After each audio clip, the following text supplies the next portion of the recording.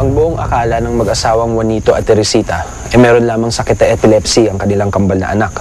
Ngunit ayon sa mga saksi, ang mga kakaiba at kakakilabot na kilos ng mga ito ay di dulot ng isang sakit, kundi ng isang masamang espiritu. Agad tumungo ng Lucena, Quezon ang Misteryo Team para imbestigahan ang kaso ni Christine, ang isa sa kambal na magkapatid. Mahigit 4 na oras ang inabot ng biyahe. At gabi na nang makarating kami sa bahay ng mga Villaflor. Ayon naman sa magulang ng kambal, normal naman daw nang isilang ang mga bata. Pero makalipas ang mahigit 10 taon, saka lang daw lumabas ang mga sintomas ng kanilang sakit. Nangingisay sila yung nagkikikislik. Nagkagaganyan at ang batumba.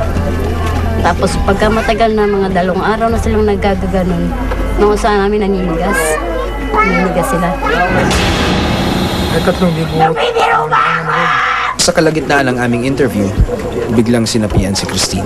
Lalabas ka! Lalagpak pa yan!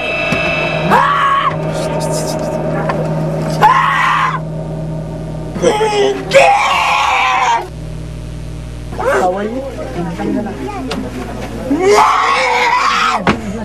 Ayoko na!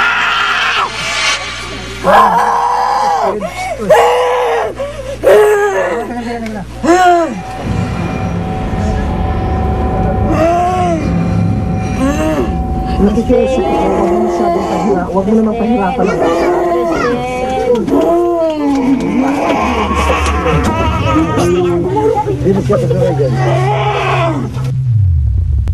Ayoko ng mga dasal niyo!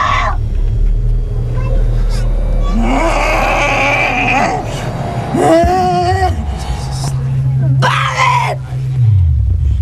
Sino ka? Wala kang pakialam sa akin! Ayoko ng mga dasal! Ayoko! Ako nakikiusap sa'yo. Ilang beses na ako nakikiusap sa'yo. Ha? Kung gusto mo ng katahimikan, lumabas ka sa katawan ng batang ito. Layuan mo, lubayan mo siya. Hindi ka taga rito eh. Kung may kasalanan ka nagawa, magsisi ka sa Panginoon. Magsisi!